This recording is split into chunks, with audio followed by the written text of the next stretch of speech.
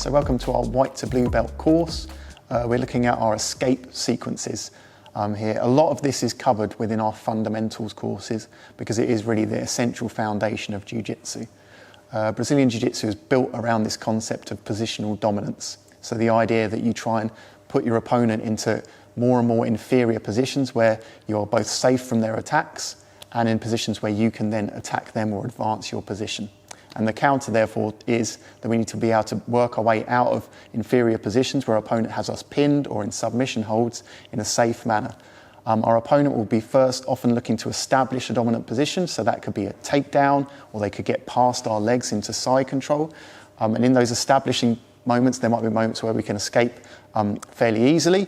But as they begin to establish those positions and control us more and more, we need to really think about how we escape in a structured manner.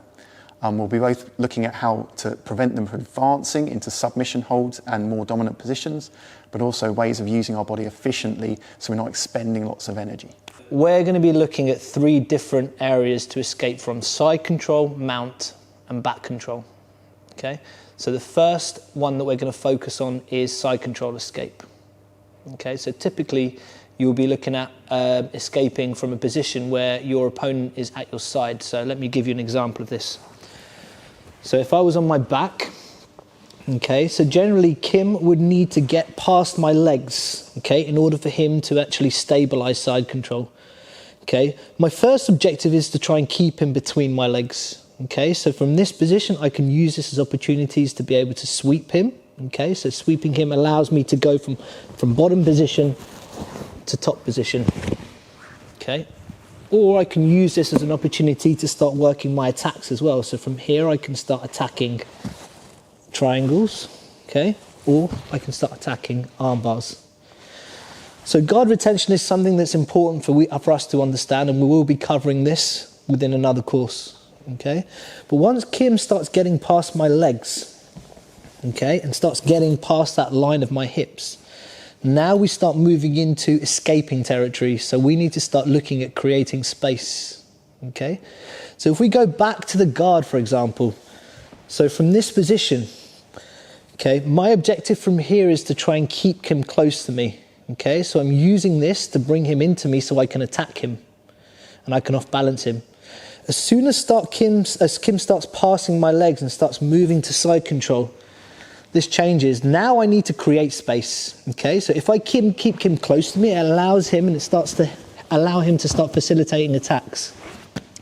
So as soon as he starts passing my hips, I need to start framing in on the inside, okay? So the first thing that I want to do is start bringing my hands in front of him, okay? And ideally, I want to start using this to create space between my hips and his hips.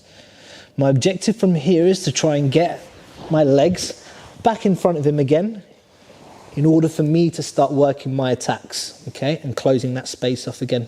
So yeah, we're just going to continue looking at some of the core principles behind how we look to escape from side control.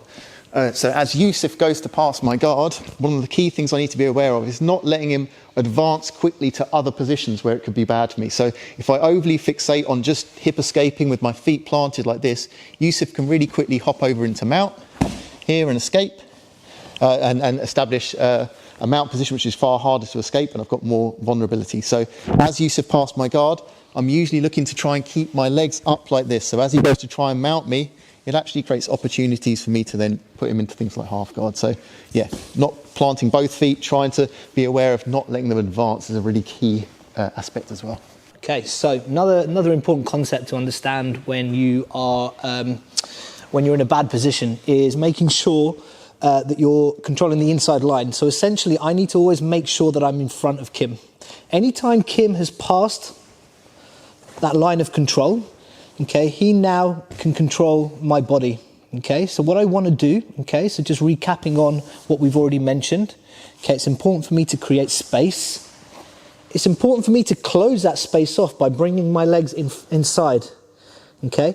But now once I've brought myself inside, I want to try and control the inside line, okay? So if you see where my knees are controlling the inside of Kim's arms.